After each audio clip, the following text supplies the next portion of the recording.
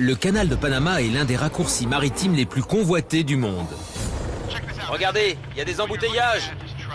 Tout le monde veut passer, mais les places sont limitées. Pour désengorger le trafic et permettre le passage à de plus gros bateaux, le gouvernement panaméen a entrepris des travaux d'élargissement du canal. Comme vous le voyez, les bateaux passent à peine. Il n'y a que quelques centimètres de chaque côté. Je suis architecte et je parcours le monde à la découverte de chantiers gigantesques. Le canal de Panama fait sans conteste partie des plus impressionnantes constructions défiant la nature. Bientôt 100 millions de litres d'eau vont remplir ce sas pour permettre à ce porte-conteneurs de passer du Pacifique à l'Atlantique. Il a fallu presque 35 ans pour creuser ce passage étroit entre les deux grands océans. Et aujourd'hui, 100 ans plus tard, on recommence l'opération 5 fois plus vite. Chaque godet déblaye 35 tonnes de terre. C'est ça. C'est un travail de titan qui remue ciel et terre et déplace des montagnes, au sens propre du terme. Procédez à l'explosion.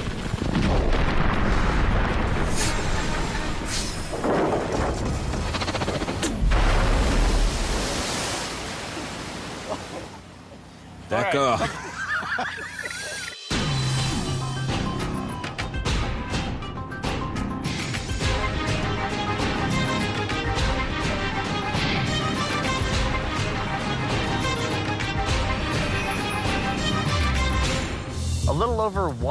Il y a un peu plus de 100 ans, un groupe d'ingénieurs et de constructeurs visionnaires se sont lancés dans la plus grande opération de terrassement des temps modernes, le canal de Panama. Aujourd'hui, le canal reste une merveille d'ingénierie. Un passage de 77 km comprenant 3 ensembles d'écluses et des lacs artificiels. Le canal de Panama permet aux bateaux de relier l'Atlantique et le Pacifique en 10 heures seulement. L'alternative étant de contourner l'Amérique du Sud et de parcourir 13 000 km en 15 jours.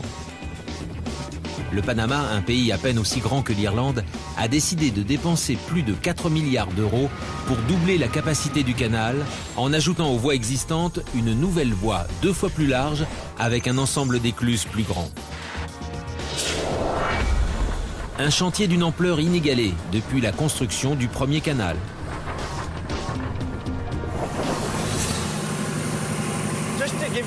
Pour vous donner une idée de l'échelle de l'opération, elle déplace à elle seule plus de terre que les travaux du Big Dig de Boston, plus ceux du métro de New York,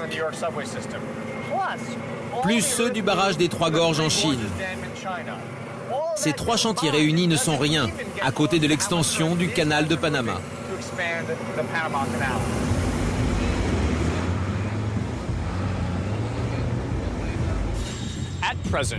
Actuellement, les écluses du canal font 33 mètres de large. Pour vous donner une idée, ce bateau derrière moi en mesure 43, ce qui veut dire qu'il ne passe pas. Les bateaux dont les dimensions permettent de passer les écluses sont classés Panamax. Les autres trop grands sont classés Post-Panamax.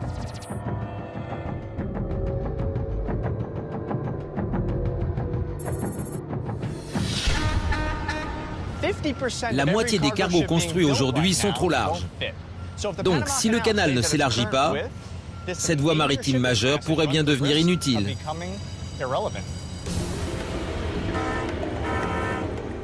Ce qui serait dramatique, car 30% de l'économie du pays dépend de ce canal. En réalité, vous êtes obligé d'élargir le canal. Oui, on est obligé.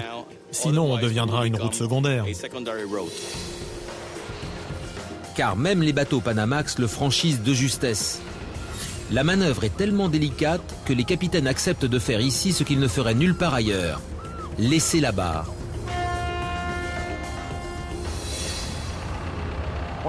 Quand un bateau de plus de 20 mètres de long s'engage sur le canal, son capitaine doit lâcher les commandes. Un pilote et 2 remorqueurs prennent le relais pour le guider à travers les 3 écluses. Le long des 77 km du canal, un bateau rencontre 3 ensembles d'écluses qui le surélèvent à 25 mètres au-dessus du niveau de la mer. pour lui permettre de rejoindre le lac Gatun en toute sécurité. Une fois le bateau arrivé au lac, les écluses font le travail inverse. Ce sont les 3 sections les plus étroites du canal, d'où la présence de remorqueurs.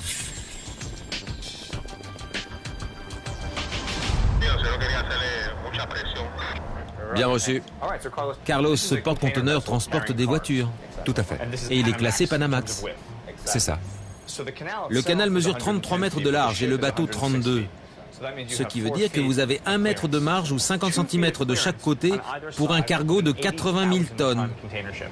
C'est très délicat et il faut beaucoup de maîtrise pour l'empêcher de toucher les parois. On va vous remorquer. Mais en guise de récompense, le pilote a le droit de jouer aux autotamponneuses. Vous allez percuter le bateau? Oui. On y va. On a touché. Mettez-vous sur le côté. J'entends le moteur rugir. Qu'est-ce que vous faites? Je pousse au maximum contre la coque. Les 2 remorqueurs poussent le bateau de part et d'autre pour redresser sa trajectoire. Tout doucement. Mais ils doivent doser très minutieusement leur puissance pour maintenir la coque à 50 cm des parois du canal. Regardez, capitaine, dites-moi ce qui se passe si un bateau de cette taille touche le bord du canal. Le béton est tellement dur qu'un simple frôlement suffirait à percer la coque de ce bateau. Comme du beurre. C'est vrai, ils peuvent transpercer une coque d'acier. Mais son étroitesse n'est pas le seul inconvénient du canal, qui souffre aussi d'un problème de capacité. Tout simplement parce que trop de bateaux veulent passer. Regardez, il y a un bateau de croisière, un porte-conteneur, 2 cargos, un petit bateau et un pétrolier. On se croirait devant une boîte de nuit branchée à New York. Tout le monde veut entrer, mais les places sont limitées. Chaque jour, il y a 27 réservations. Et faute d'être matinal, il faut attendre. La nouvelle voie devrait remédier au problème, car elle sera non seulement plus large, mais plus efficace. Son ensemble d'écluses permettra aux gros bateaux de traverser aussi vite que les petits. Et tandis qu'il a fallu presque 35 ans pour creuser le premier canal, les ingénieurs comptent l'élargir en seulement 7 ans. Le tracé retenu est le plus direct, à proximité du canal actuel. Malheureusement, les ingénieurs du projet se heurtent à un obstacle majeur, surnommé la colline du paradis. Je suis en route vers la colline du paradis. Cette colline de 140 mètres de haut, couverte de végétation, surplombe les environs. Malheureusement, elle est située directement sur la trajectoire du nouveau canal. Et comme face au canal de Panama, même une montagne ne fait pas le poids, quelle est la solution? La faire sauter. Mais comme la colline se situe à 2 pas de plusieurs millions d'euros de marchandises, la tâche s'avère un tout petit peu plus compliquée. Pour que vous compreniez bien ce qui se passe, là, derrière moi, c'est le canal de Panama.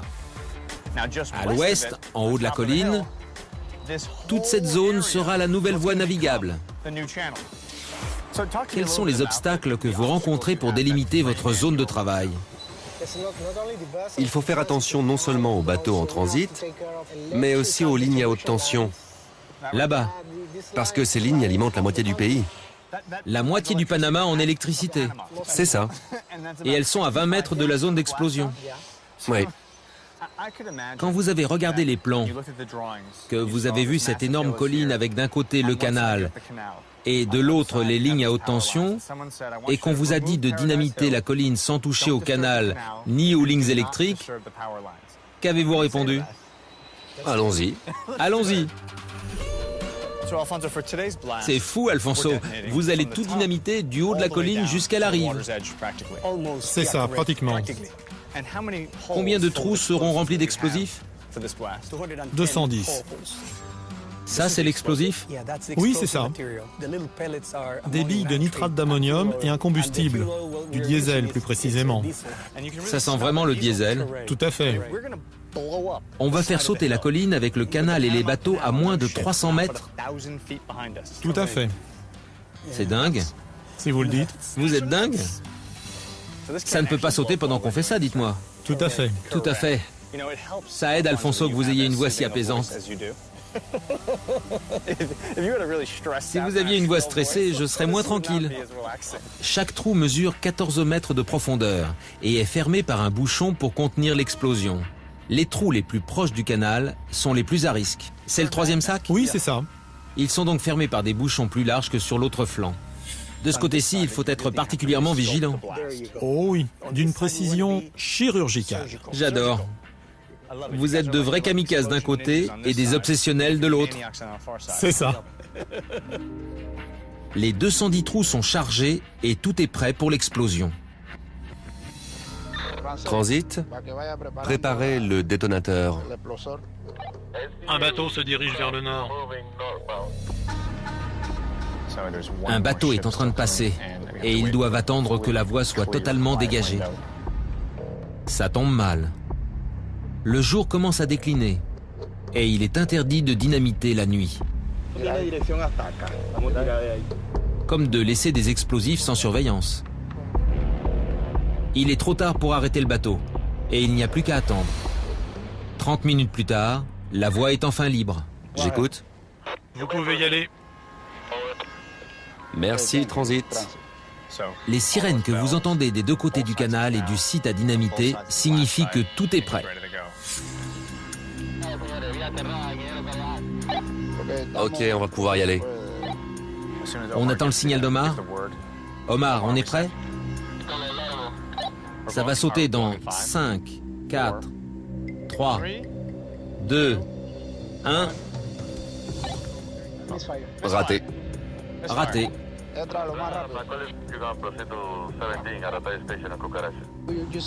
C'était un raté. C'est très dangereux car on doit localiser le défaut et très vite.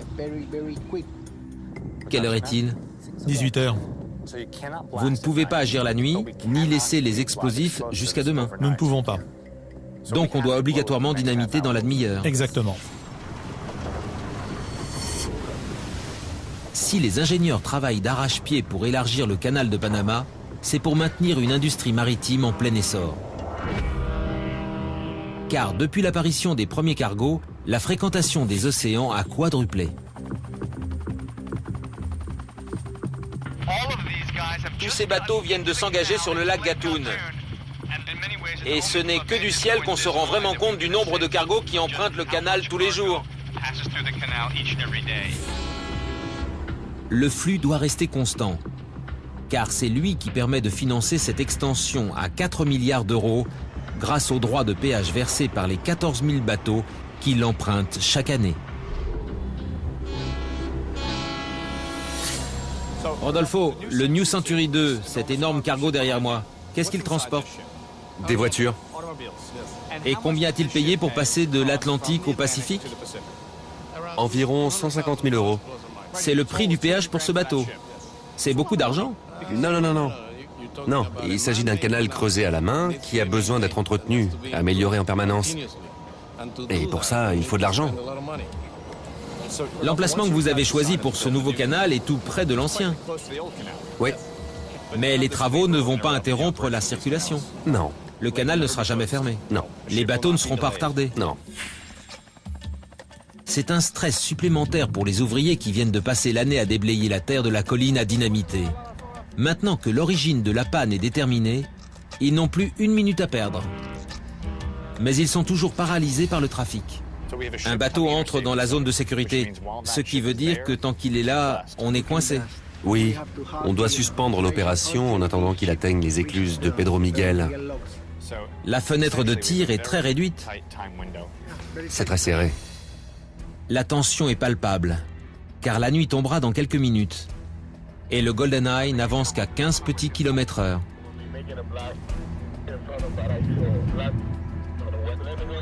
Plus vite! Allez, plus vite.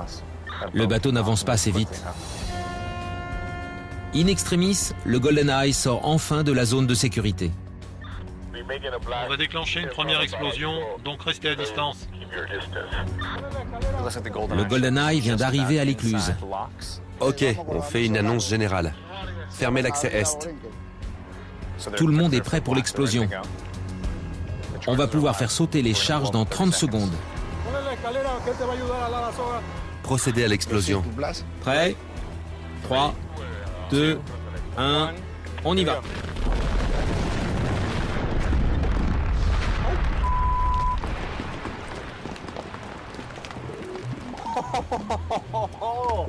Oh là là! Incroyable! C'était magique. Le soleil s'est couché, le bateau est loin devant et l'une des plus hautes collines de la région n'est plus. Incroyable! Très beau travail. Tenez, voilà un autre bateau. Un autre bateau arrive déjà. 14 tonnes d'explosifs ne suffisent pas à interrompre la circulation sur le canal. Il en faut bien plus. En 100 ans d'existence, le canal n'a été fermé que 2 fois. La première fois, en 1915, suite à un énorme glissement de terrain.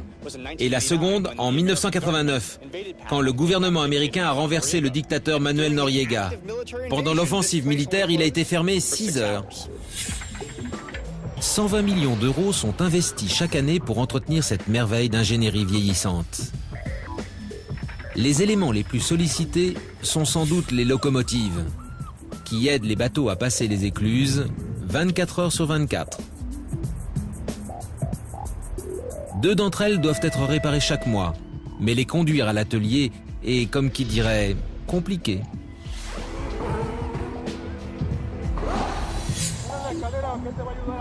Sur le canal de Panama, le mot « fermer » n'existe pas. On ne ferme pas. Au lieu de ça, on profite d'un créneau un peu plus calme pour les opérations de maintenance. À quelle heure le bateau sera là? Vers 1h30 à peu près. On a combien de temps? 1h20. 1h20. C'est le temps dont on dispose avant l'arrivée du prochain cargo. L'objectif est de hisser cette locomotive, de la poser sur la plateforme et de la dégager du canal.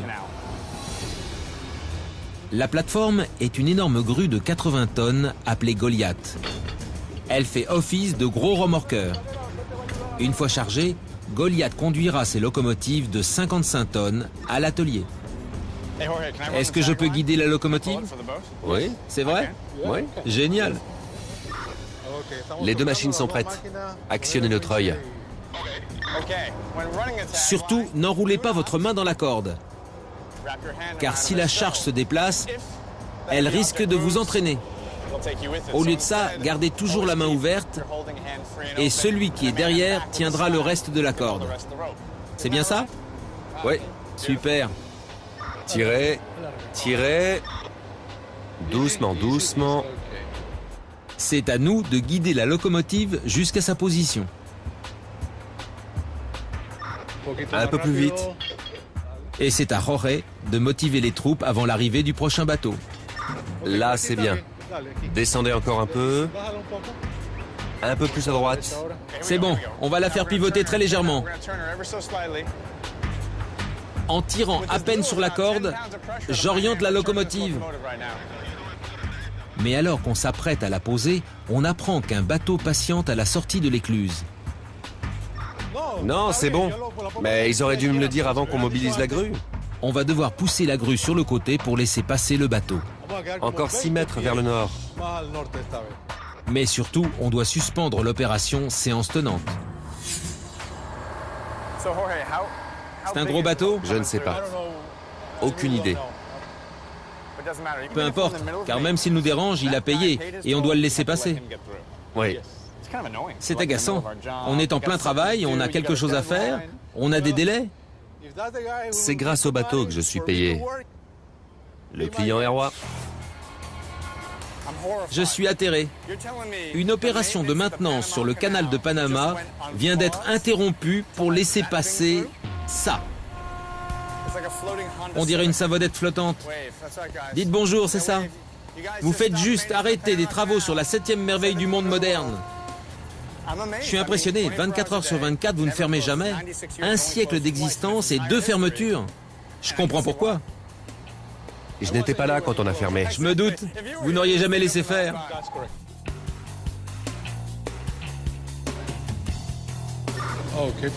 Un peu plus vite. Roré et son équipe ont perdu une demi-heure à laisser passer ce bateau à voile et à déplacer la plateforme.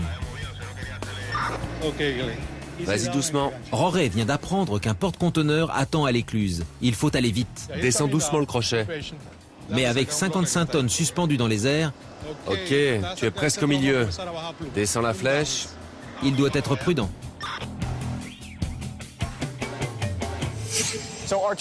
Les deux locomotives sont enfin sur la plateforme et il était temps car à la sortie de l'écluse, là-bas, le porte-conteneur attend de pouvoir passer.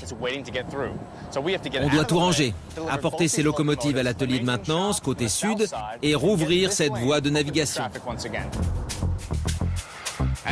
Et maintenant, un petit rappel historique. Les travaux commencent en 1881 sous la direction des Français, qui font faillite 20 ans plus tard, après avoir perdu plus de 20 000 ouvriers tués par la fièvre jaune.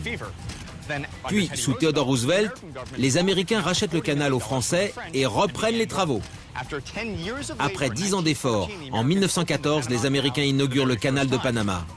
Et aujourd'hui, presque 100 ans après son ouverture, les Panaméens lui offrent une deuxième jeunesse avec la création d'une troisième voie. La largeur de la nouvelle voie sera de 218 mètres, soit 2 fois plus que la première. Mais entreprendre de tels travaux dans la jungle n'a rien de facile. Car bien que la fièvre jaune ne soit plus une menace, il faut composer avec une saison humide de 8 mois qui déversera bientôt plus de 2500 mm de pluie sur le chantier. Roré, vous m'emmenez dans un endroit auquel on aura bientôt plus accès. Le bas de la nouvelle voie du canal. Bientôt tout ça sera sous l'eau. Parlez-moi un peu du climat ici. On est fin janvier, il fait sec. C'est le moment idéal pour creuser. C'est vrai. Combien de temps avant que les ennuis commencent? Les ennuis commencent en mai avec le début de la saison humide. Elle dure de mai à décembre. Et toute cette terre se transformera en boue. Oui, on aura de la boue jusqu'aux genoux. Ce n'est pas bon. Pas bon du tout. L'objectif est de creuser le plus possible pendant les 3 ou 4 prochains mois avant la pluie. Voilà. 2 équipes se relaient en continu pour dégager ces 2 millions de mètres cubes de terre. C'est beaucoup de terre. Beaucoup, oui. Il faut beaucoup creuser. Vous vous servez de ça? Oui, C'est dur à conduire? vous allez me le dire? C'est ce que je voulais entendre. C'est génial, service première classe. Oui. On vient nous chercher à la porte. Cette pelleteuse surnommée T-Rex a toujours une longueur d'avance sur la saison des pluies, car elle peut charger 35 tonnes de terre par godet. C'est monstrueux. 35 tonnes de terre en même temps, ça fait trembler toute la machine. Combien de godets chargez-vous par heure? Un toutes les 17 secondes. Toutes les 17 secondes. Vous allez essayer et on va voir de quoi vous êtes capable. Une toutes les 17 secondes, ça fait une benne. 4 godets toutes les minutes. C'est ça. Pour commencer, Il faut que je sois attentif. avec la main droite, La main droite, on descend. Et avec la main gauche, on pousse. la main gauche, d'accord. Et en poussant, on remonte le godet. Il a dit le godet? Le godet, oui. On pousse et on tire. Quand vous étiez petit, vous avez beaucoup joué dans des bacs à sable? Tout le temps. Tout le temps. Ok, c'est drôle, car la machine est énorme et la ceinture de sécurité est tout aussi démesurée. Je tire, comme ça. On peut en faire 4 par minute. Il faut de l'entraînement. Je sais. Servez-vous de l'autre. Très bien. Et voilà, j'y vais à fond sur celle-ci. Allez, regardez, je creuse un canal. Il y a un siècle, creuser le canal était une toute autre histoire. 4 pelles à vapeur faisaient le travail d'un T-Rex. Et il a fallu poser des rails pour évacuer la terre à l'aide de wagons. Aujourd'hui, Ces bennes sont capables de transporter jusqu'à 150 tonnes en un seul voyage. On a maintenant 150 tonnes de terre. Il faut bien en faire quelque chose. Étape suivante, transporter cette terre jusqu'à la décharge. On y va. Oui, on y va. C'est parti. 68 000 tonnes de terre sont déversées chaque jour dans les 5 décharges du site. À première vue, cet endroit ressemble à une gigantesque décharge. Mais en réalité, c'est une cour à matériaux. Toute la terre qui vient d'être transportée jusqu'ici sera réutilisée. Plus tard, quand ils construiront les écluses, les barrages, ils auront tous les matériaux à disposition. Et la terre n'est pas la seule matière première à être recyclée. Ici, on concasse de la roche volcanique appelée basalte pour surmonter un obstacle majeur, la rivière Cocoli, qui passe au beau milieu du chantier du nouveau canal. Jorge, c'est à cet endroit précis que la rivière Cocoli descend et coupe la nouvelle voie navigable. Qu'est-ce que vous faites quand vous rencontrez une rivière sur votre route? On fait une déviation. C'est ce qu'on voit ici. Oui, Donc c'est le nouveau tracé de la rivière. c'est ça. Et quand vous détournez une rivière, où va-t-elle? Et celle-là, où va-t-elle se jeter? Elle va se jeter directement dans le Pacifique. Incroyable. Plutôt que de déplacer le chantier, vous déplacez la rivière. Vous avez tout compris. On n'échappe pas au problème. On les évacue. Oui, Ce n'est pas la première fois que le paysage est modifié, car pour creuser le premier canal, les ingénieurs ont dû détourner une dizaine de fleuves et de rivières. Le plus grand étant le Rio Chagres, qui a été dévié et barré pour former le lac Gatun. Je sais ce que vous pensez. Si j'ai envie de détourner une rivière, comment je fais? Il suffit de suivre 3 étapes très simples. La première, creuser une immense tranchée dans le sol, comme celle-ci. La deuxième, faire en sorte que l'eau ne s'infiltre pas dans la terre. Pour éviter ça, il faut poser un revêtement étanche appelé tapis de drainage. Et enfin, pour que les pentes résistent au poids de l'eau qui dévalera de la nouvelle rivière, on pose ceci: un lit de cailloux et des cages en grillage remplies de basalte qui évitent que les berges ne cèdent quand l'eau filera vers le Pacifique. C'est le genre de travaux que font les détenus sur le bord des autoroutes aux États-Unis. Ok, je vais construire une rivière. j'ai hâte de vous voir travailler. J'y vais, je rejoins les bagnards. Je ne fais pas seulement un joli dessin avec des cailloux. En fait, c'est comme un mur sans mortier. Chaque pierre doit être solidement calée. L'idée est que l'eau de la rivière puisse couler librement et circuler entre les pierres, mais sans les déplacer.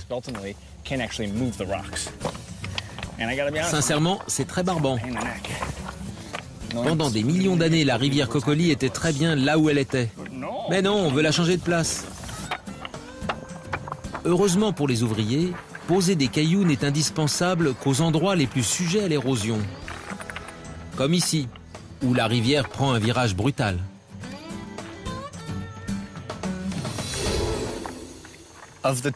Sur les 3,5 km de déviation, 2 tiers sont recouverts de pierres pour protéger les berges. Le tiers restant est tapissé d'une matière tout à fait étonnante, de l'herbe. Et l'un des ingénieurs chargés de faire pousser cette herbe est ici. Jalissa. Bonjour, Dani, Jalissa Alain. ça va bien? Très bien, et vous? Très bien. Bienvenue. Expliquez-moi ce que vous faites. On prépare un mélange pour protéger les berges. Jalissa et son équipe ont recours à une technique ultra rapide appelée ensemencement hydraulique, qui permet de faire pousser du gazon en seulement 5 jours. On commence par mélanger de l'eau, du paillis, de l'engrais et 2 variétés de graines brésiliennes. C'est du gazon? Oui, Très résistant. On met 2 sortes de graines différentes. Un gazon qui pousse haut et droit et un autre qui offre une couverture maximale. La deuxième variété brésilienne se mélange bien. Et maintenant, prenez la lance. la lance, d'accord. On va appliquer le mélange. Envoyez la sauce. À partir du haut. À partir du haut. C'est comme de la peinture. La couleur vous montre là où vous êtes déjà passé. Pendant la saison des pluies, la rivière Cocoli peut monter de 2 mètres en quelques heures. Du haut vers le bas, Ce gazon permet d'éviter les glissements de terrain importants. on a presque fini. Presque. Et pour faire en sorte qu'il reste en place, une dernière opération s'impose. On le déroule. C'est un tapis de contrôle de l'érosion. Avec ça, l'herbe ne risque pas de bouger. Ces tapis permettent au gazon de pousser en touffes bien serrées et ainsi d'éviter l'affaissement des berges. Mais changer le cours d'une rivière nécessite d'en poser un certain nombre. Quelle surface a-t-on posé cet après-midi? 40 mètres carrés. 40 mètres carrés. Et combien en faut-il pour couvrir toute la déviation? 26 000 mètres carrés. 40 mètres carrés de fait, plus que 25 960. Oui. Il faut être motivé pour détourner une rivière. Pensez-y. Puisque la nouvelle voie laissera passer de plus gros bateaux et en plus grand nombre, certains éléments du canal existant doivent être modifiés. Derrière moi se trouve la coupe Gaillard. C'est le passage le plus étroit du canal et sa largeur pose problème.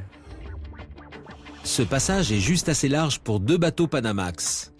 Mais un post-Panamax ne peut pas y accéder. Il faut donc l'élargir avec ceci. Une énorme drague à godet.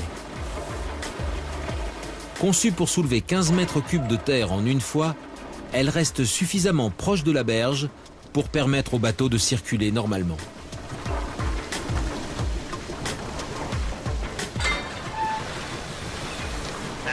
C'est le moment de voir qui conduit cette machine. Bonjour. Danny, Ça va bien? et vous? Montrez-moi comment vous faites. Contrairement à un excavateur qui creuse vers vous, celui-ci va dans le sens inverse. Oui, ça permet de travailler des matériaux plus durs. Le plus fascinant, c'est que vous avez une image en 3D de ce qui se passe. Vous voyez le fond du canal, les berges, vous voyez même l'engin vibrer. Ça vous donne avec exactitude l'emplacement et la profondeur.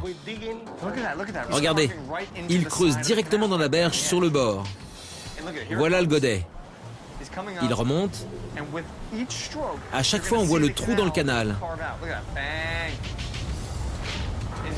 Avec un seul godet, la berge a déjà été creusée sur presque 1 mètre. C'est super chouette. Capitaine, je veux absolument essayer. C'est vrai? Laissez-moi essayer. Voyons ce que vous savez faire. Première chose, Oui, les manettes. oui. Une pour la direction, une pour le godet. Une pour la direction, une pour le godet. Je peux la pousser un peu? Doucement, tout doucement. Servez-vous aussi de la manette de direction. Très bien, Et maintenant, je pousse. c'est ça. Je m'enfonce dans la terre. Vous entendez? Ça vibre. Remontez le godet et voyons ce que vous avez. Il remonte. Il sort de l'eau. Regardez. Vous pouvez travailler ici maintenant. Je fais marcher une drague à 20 millions d'euros. Unique en son genre, la plus grande de sa catégorie, pour élargir le canal. Et voilà. Je lâche. Bravo. D'habitude, dans un pays étranger, on visite les monuments. En Égypte, on veut voir les pyramides ou le Sphinx. À Paris, on veut voir le Louvre. Et au Panama, on veut voir le canal. C'est ça. Et maintenant, vous pouvez dire que vous avez participé à sa construction. Je suis fier de savoir que j'ai aidé, même brièvement, à élargir le canal. Merci beaucoup. Bienvenue à bord. Le véritable chef-d'œuvre du canal de Panama, c'est son ensemble d'écluses. Capable de faire monter et descendre des bateaux pesant jusqu'à 100 000 tonnes.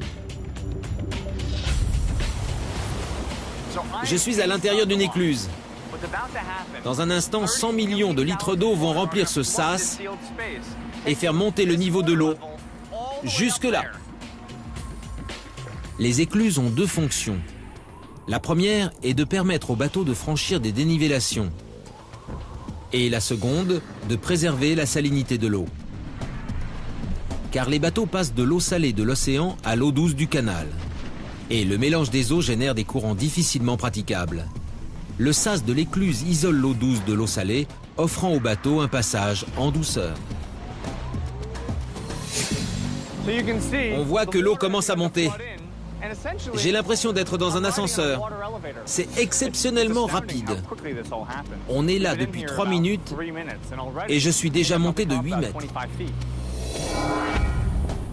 Il faut jusqu'à 200 millions de litres d'eau pour faire monter et descendre des bateaux classés Panamax.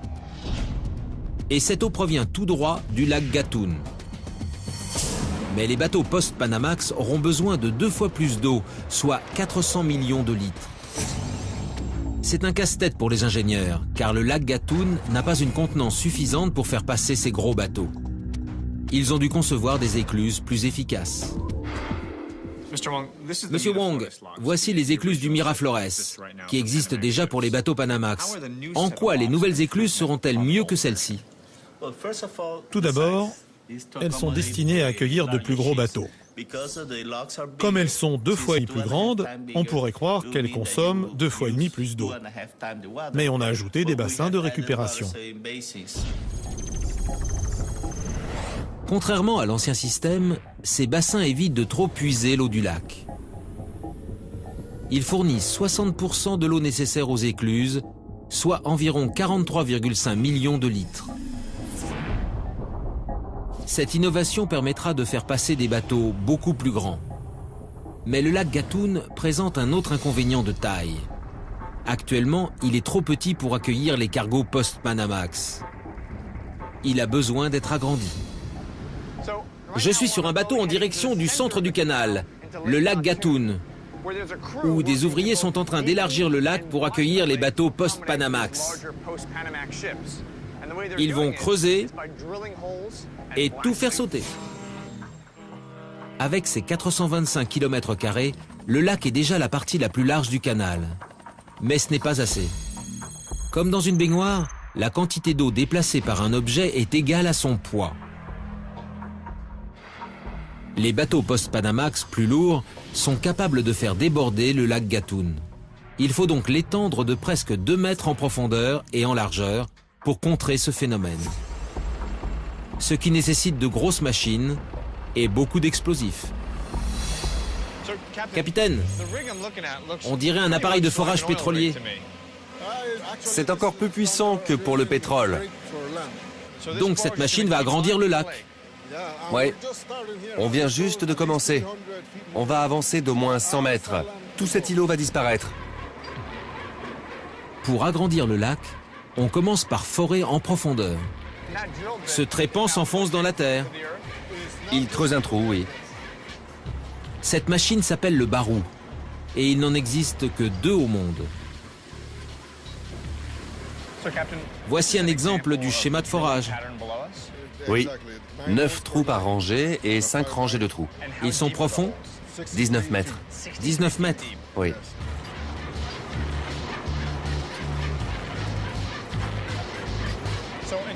Donc au total, quand ce sera terminé, on aura une grille de 45 trous de 19 mètres de profondeur. Tous remplis d'explosifs. C'est une méthode comme une autre.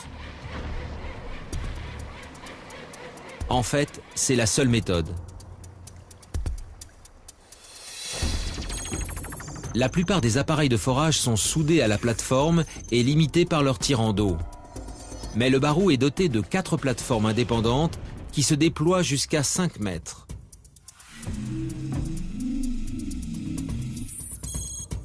Cette conception révolutionnaire permet de forer en eau moins profonde. On est au fond du trou. Ça y est. Oui.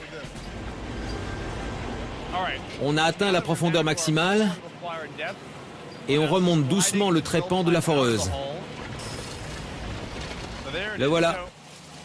Ce qui est intéressant, c'est que tout le temps où il était en action, il a continué à cracher de l'eau. Ça lui permet simultanément de forer et d'évacuer les résidus du trou. Étape suivante, les explosifs. Les explosifs. J'ai une question idiote. Et les petits poissons? Les petits poissons. Je peux le dire? Ils ont intérêt à nager vite. Exactement. La décision d'agrandir le canal a été approuvée à la majorité, mais des mesures drastiques sont nécessaires. Allons-y. C'est quoi tout ça? 2,5 tonnes d'explosifs. Les 45 trous forés au fond du lac ont tous été remplis d'explosifs. Tous, sauf un. Capitaine, dans ce carton, il y a 5 cartouches d'explosifs. 5 cartouches de 9,5 cm de diamètre et de 46 cm de long. Montrez-moi. Ils se présentent comme ça. 5 gros salamis de dynamite. Exactement. C'est bon. J'ai les saucisses. Un cordon de détonation faisant office de mèche est introduit dans la machine avec le premier chapelet de dynamite. Donnez-moi un autre. Un à la fois. Un à la fois. C'est un peu dangereux. J'imagine. Ce sont des explosifs. Exactement. Je fais attention. Tous les trous ne contiennent pas la même charge. Ne les lâchez pas. Vous tirez sur ma saucisse? Celui-ci comptera 35 chapelets, soit 110 kilos. Magnifique. Encore des saucisses. Allez, mon grand. Descends. Et ça y est. C'est bon. Le dernier. Ça y est. Capitaine, dans ce trou de 19 mètres de profondeur, on vient de mettre 110 kilos d'explosifs pour pouvoir creuser plus facilement le fond du lac. C'est ça. Aujourd'hui, on va faire sauter le fond du lac. Restez bien dans la barque, vous ne risquez rien. Ici. Ouais. Ne sautez pas dans l'eau. Ça pourrait être dangereux. Qu'est-ce qu'il y a dans l'eau? Des alligators. J'aime vivre dangereusement. J'ai le choix entre 5 tonnes d'explosifs ou les alligators. Oui. Ou alors les deux. Je suis dans la jungle avec Alvaro et Marvin. Et on flotte au-dessus de 45 trous remplis d'explosifs. Ça fait 2800 kilos d'explosifs. Super, moi qui ne savais pas quoi faire de mon mercredi. Voilà les détonateurs. Ça, Oui. on va en nouer un à chaque balise, comme ça. À cette balise par exemple. Cette bouée, par exemple, est juste au-dessus d'un trou où sont les explosifs. Juste ici. Chaque balise en polystyrène représente un trou de 19 mètres chargé d'explosifs. Oui, c'est comme un champ de mine. Un champ de mine, comme vous êtes drôle. Je coupe. Oui, oui. En une fois. Et voilà la poudre. Oui. Regardez, c'est de l'explosif. C'est plus risqué d'avoir de la poudre dans la main qu'un détonateur, vous savez. Vous en avez pour votre argent, hein. C'est le cas de le dire. Si je ressors avec tous mes doigts, j'embrasse tout le monde. Il faut fixer le détonateur. Je dois l'attacher. Il va permettre de retarder les explosions. Comme ça, regardez. Les détonateurs sont reliés par un cordon qui espace chaque explosion de 42 millisecondes. Donc la première charge explose, ça remonte par ici et 42 millisecondes plus tard, la deuxième charge explose et ainsi de suite. Oui, oui. Allons au prochain trou.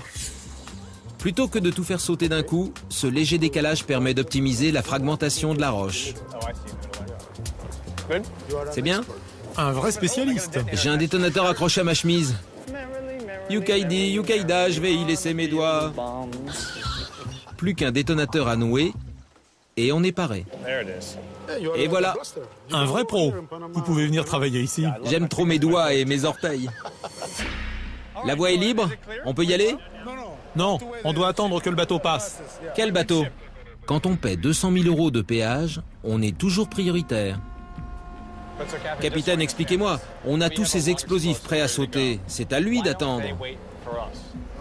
Non, parce qu'il nous paie, et pas le contraire. Il paie le péage du canal. Il paie, donc on attend qu'il passe. Dès qu'il est passé, on y va. Dès que le dernier bateau est à 750 mètres, on déclenche l'explosion. 1 heure plus tard, un autre bateau est en vue.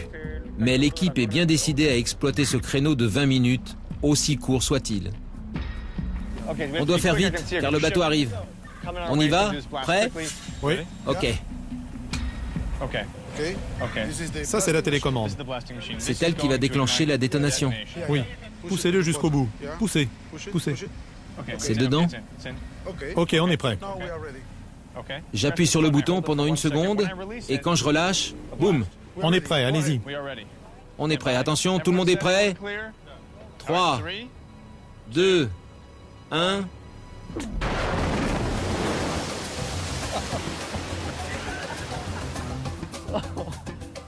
D'accord.